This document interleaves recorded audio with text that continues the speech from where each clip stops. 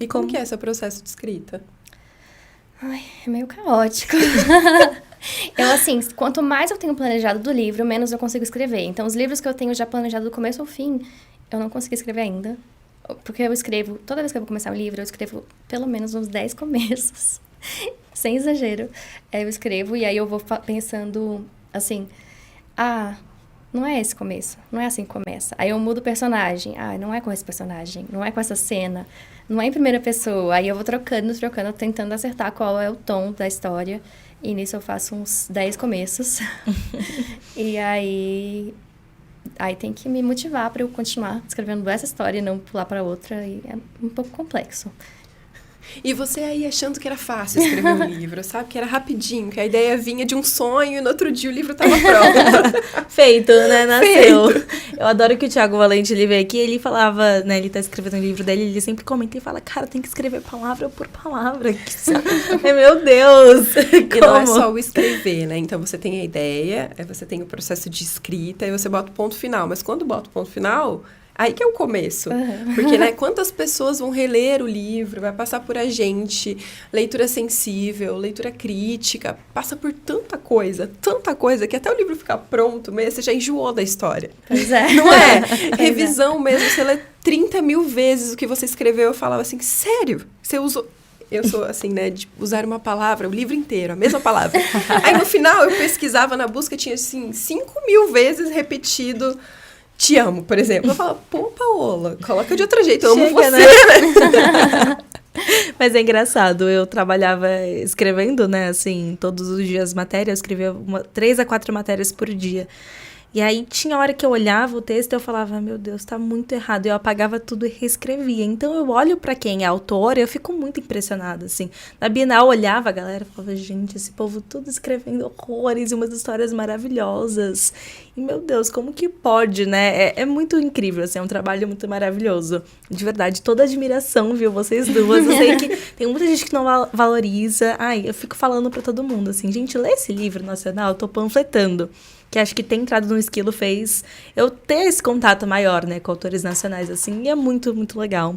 E ainda sobre essa questão do processo de escrita, você também é editora, né, então, esses dias a gente estava numa reunião com a Nasce, e aí conversando, né, sobre a Júlia vir pro podcast, aí olharam pro lado, você vai, né, você vai, e tal. Foi muito engraçado, eu pensei, nossa, imagina a rotina dela. Então, como que é um pouco, assim, dessa rotina e de conciliar, né, a vida de autora e a vida de editora, e enfim, tudo isso são várias funções, né, assim, como que é pra ti? Tem coisas boas e coisas ruins, assim. Especialmente o meu livro tá publicado pela mesma editora que eu trabalho, né? Tem um processo completamente diferente. Eu não sei se outra pessoa poderia experimentar isso, né? Sendo de fora. Eu vi desde a criação da capa, eu vi, assim, o processo inteiro. E é legal, mas ao mesmo tempo é um pouco angustiante, porque, assim, tá lá o livro e eu tô vendo se tá vendendo, se não tá. Eu tô lá dentro, assim, o tempo todo. Então, às vezes dá uma agonia. Mas acho que, assim, a conciliar ser autora e editora é a parte mais difícil. É porque eu passo o dia todo olhando o texto de outras pessoas, mexendo no Word, mexendo em como fala? PDF. E aí eu chego em casa, a última coisa que eu quero é mexer em texto. Então, é um pouquinho complicado eu conseguir escrever ainda mexendo com texto. Eu acho complicado. Mas tem muito, muito autor também que...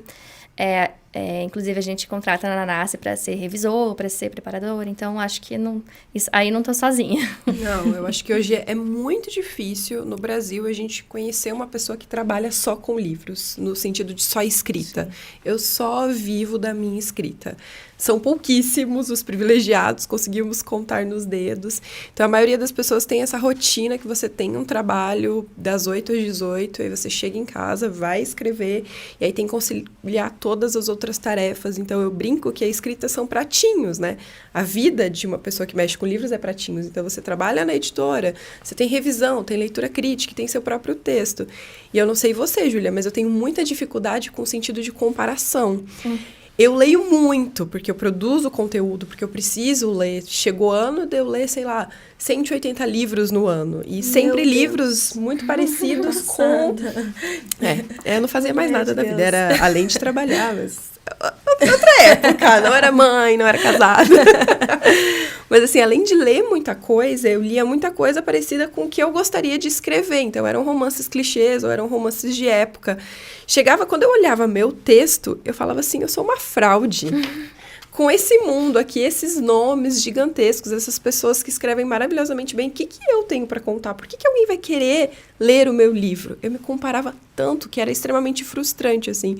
É aquela sensação de choro. Nossa, várias vezes eu olhava o texto e falava, eu sou horrível, ninguém vai ler, ninguém vai... O drama, né? O drama da pessoa. tem o pezinho ali no drama também. Você sente muito isso? Nossa, eu sinto. Essas Sinto vozes demais. na nossa cabeça. Sinto demais. Eu tenho que abstrair e falar assim, não, alguém tem que escrever um livro ruim também, não pode ter só livro bom. Ai, que horror! Nesse caso, não tá sendo você, tá? A vaga tá sendo ocupada por outra pessoa. Não, mas aí eu tenho que abstrair mesmo, porque realmente é complicado. Eu, assim, quando eu escrevo, uma amiga minha me deu a dica de não reler, porque se eu reler, eu vou deletar. Então, eu não releio. E aí, eu acho que é assim, tem que não reler. E só, assim, por exemplo, o Para Sempre Seu, eu escrevi em 2017. Eu odiava o livro. Aí, assim, eu gostava na época que eu escrevi, daí quando foi assim, vamos publicar esse livro, eu falei, gente, eu odeio esse livro. Daí me deram, a minha agente me ajudou, né, uma das agentes leu o livro e falou, pode melhorar aqui, aqui, aqui. E aí eu reescrevi o livro quase do zero, assim, metade é completamente novo e a outra metade tem coisas novas. E eu fiquei mais feliz com o resultado, né, porque é mais novo. Mas pra mim é bem complicado, porque todos os livros que eu publiquei fisicamente, só teve um que é inédito, né, mas todos os outros, por exemplo, eu Cupido eu escrevi em 2015. E a gente muda muito, né? Eu era muito pequena, eu era muito burrinha. A sinceridade, meu Deus. É difícil, assim, aí reler tantas vezes, assim, o livro e ainda mais lendo outros livros de outras pessoas que são ótimos, assim, você chega e fala, por que esse livro, né? Mas eu acho que é uma coisa que você tem que abstrair e publicar.